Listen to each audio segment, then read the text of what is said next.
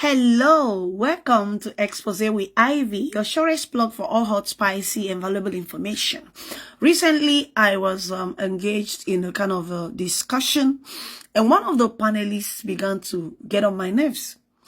He said, of course, all of us, all the panelists, Nigerians.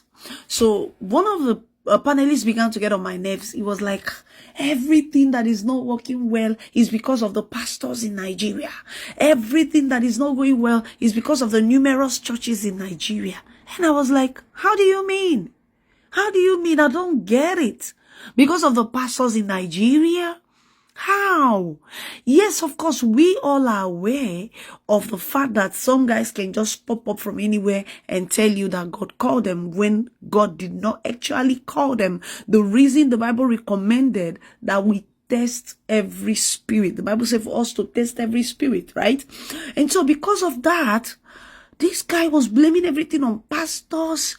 Pastors will go to hell and all that. He was saying all sorts of things. And I said, when it was my time, I said I needed to ask him a question.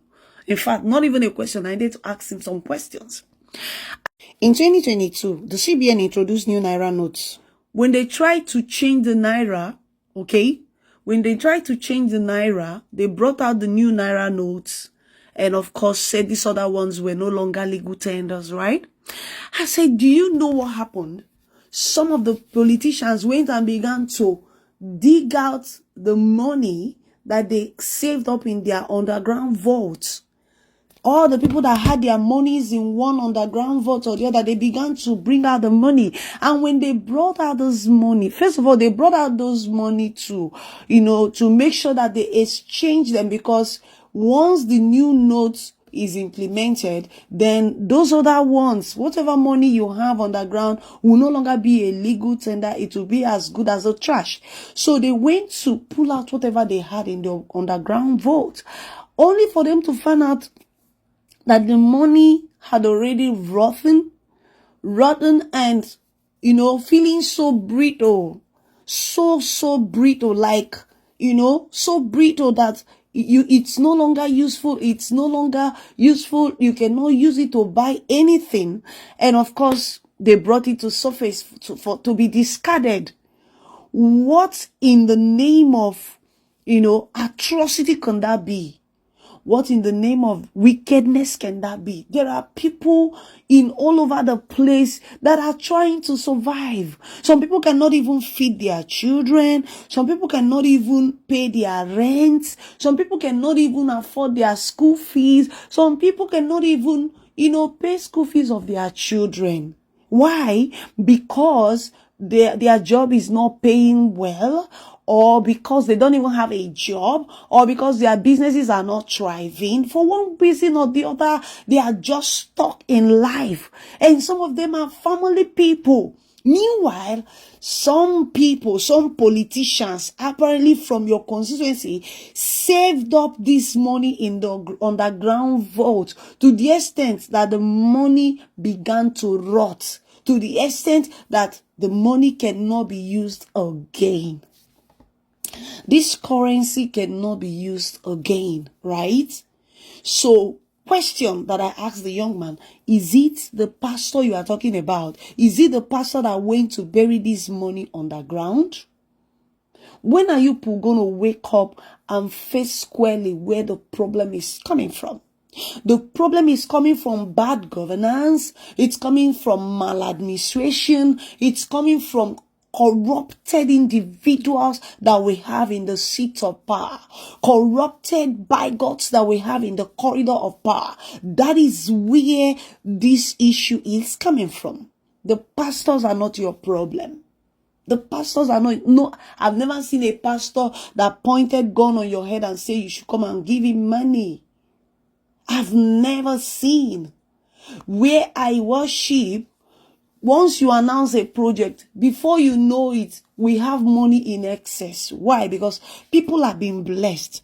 And based on that blessing, they know very well that if they give more, God is only but going to bless them even more. So that is a conviction. You don't believe in church, all right? You don't believe in church, you don't believe in pastors. It's fine. But blaming whatever nonsense, whatever is going wrong in the country, blaming it on pastors is just quite unfair. In fact, it is gumless for anybody to have that kind of mindset. So I just thought I should bring this for you all to see. You know, when I look at this, it really breaks my heart. The reason is because this money, just a bundle, can put a smile on someone's face. Just a bundle. Before you now talk of how many bundles do we have here?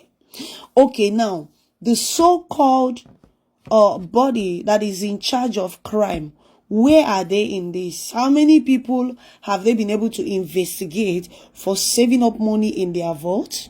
How many people have they been able to charge to court to explain why they will keep Naira to the extent that it will rot? What have they done about it? No, these ones are not all that are not important. What is important is to antagonize, castigate and defame men of God, or talk down on the church.